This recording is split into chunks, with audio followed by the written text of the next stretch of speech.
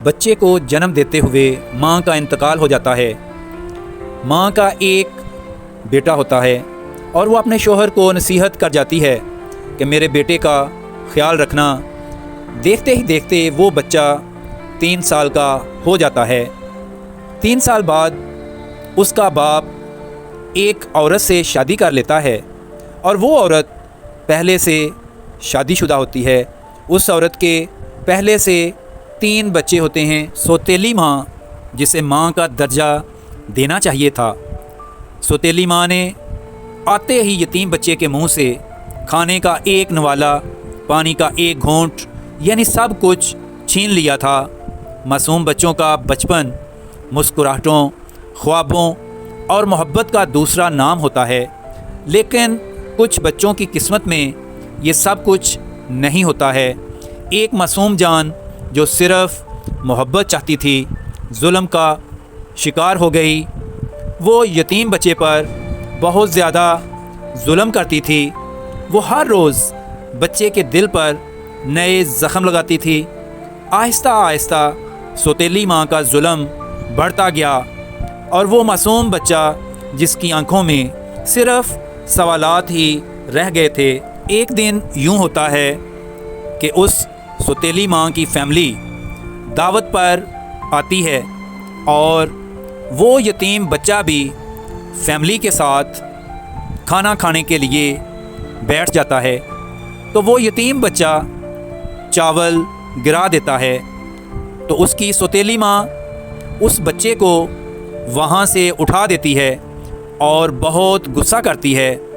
پہلے تو اس کے منہ پر زور سے تھپڑ مارتی ہے اور پھر اس کو چاول کی پلیٹ کے ساتھ بالکنی میں بٹھا دیتی ہے۔ سردیوں کی رات ہوتی ہے۔ ان دنوں بہت زیادہ سردی پڑ رہی تھی۔ سردیوں کی راتوں میں شیشہ بند کر کے وہ اس یتیم بچے کو وہاں بالکنی میں بٹھا دیتی ہے۔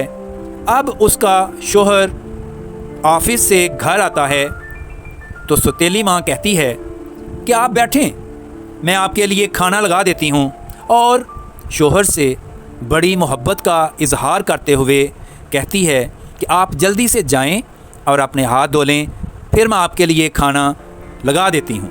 شوہر کہتا ہے کہ بھائی وہ میرے بچے، یعنی ہمارے بچے کیسے ہیں؟ تو وہ سوتیلی ماں کہتی ہے کہ ہمارے بچے وہ تو سو گئے ہیں۔ تو یہ سن کر شوہر بھی سو جاتا ہے۔ جب شوہر سو جاتا ہے تو اس کی پہلی بیوی خواب میں آتی ہے اور کہتی ہے کہ میرے بچے کا خیال رکھو۔ وہ اچانک نیند سے اٹھ جاتا ہے اور سوتیلی ماں سے پوچھتا ہے کہ وہ میرا بچہ کہاں ہے؟ تو سوتیلی ماں بولتی ہے وہ تو سو رہا ہے، آپ بے فکر ہو کر سو جائیں، کوئی پریشانی والی بات نہیں ہے، وہ سو گیا ہے۔ سارے بچے ایک ساتھ ایک کمرے میں سو رہے ہیں۔ پھر اس کا میاں خاموشی سے پرسکون سو جاتا ہے۔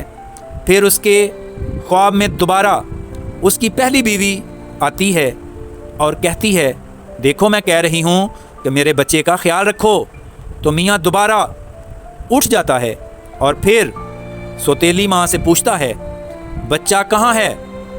یہ اس کی دوسری بیوی جواب دیتی ہے کہ میں کہہ رہی ہوں نا کہ سب بچے خیریت سے ہیں۔ شوہر پھر پرسکون ہو جاتا ہے، بے فکر ہو جاتا ہے اور دوبارہ سو جاتا ہے۔ تو پھر تیسری بار اس کی پہلی بیوی اس کے خواب میں آتی ہے اور کہتی ہے کہ اب تمہیں میرے بچے کا خیال کرنے کی کوئی ضرورت نہیں ہے، کیونکہ میرا بچہ میرے پاس آ چکا ہے۔ وہ گھبرا کر اٹھتا ہے اور سوتیلی ماں سے پوچھتا ہے کہ میرا بچہ کہاں ہے؟